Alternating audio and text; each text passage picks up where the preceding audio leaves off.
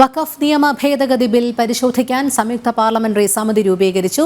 ഏത് പരിശോധനയ്ക്കും സർക്കാർ തയ്യാറാണെന്ന് കേന്ദ്ര ന്യൂനപക്ഷകാര്യ മന്ത്രി കിരൺ റിജിജു വ്യക്തമാക്കിയിരുന്നു. തുടർന്നാണ് ബിൽ JPCക്ക് വിടണമെന്ന് ശുപാർശ ചെയ്തത്. എസ് നന്ദഗോപൻ ചേരുന്നു. നന്ദൻ, എന്താണ് കൂടുതൽ വിവരങ്ങൾ?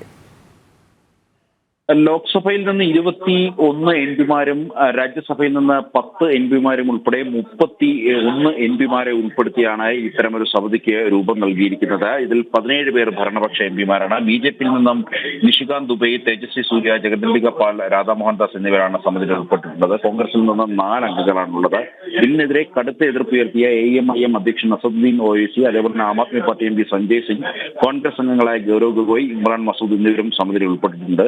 അടുത്ത പാർലമെന്റ് സമ്മേളനത്തിന്റെ ആദ്യ ആഴ്ച സമിതി റിപ്പോർട്ട് സമർപ്പിക്കും. അതേസമയം കേരളത്തിൽ നിന്നും ആരും ഈ ഒരു സമിതിയിൽ ഉൾപ്പെട്ടിട്ടില്ല. ശരി, എസ് നന്ദഗോപനാണ് വിവരങ്ങൾ നൽകിയത്. വഖഫ് നിയമ ഭേദഗതി ബിൽ പരിശോധിക്കാൻ സംയുക്ത പാർലമെന്ററി സമിതി രൂപീകരിച്ചു. ഏതു പരിശോധനയ്ക്കും സർക്കാർ തയ്യാറാണെന്ന് കേന്ദ്ര ന്യൂനപക്ഷകാര്യ മന്ത്രി വ്യക്തമാക്കിയിരുന്നു.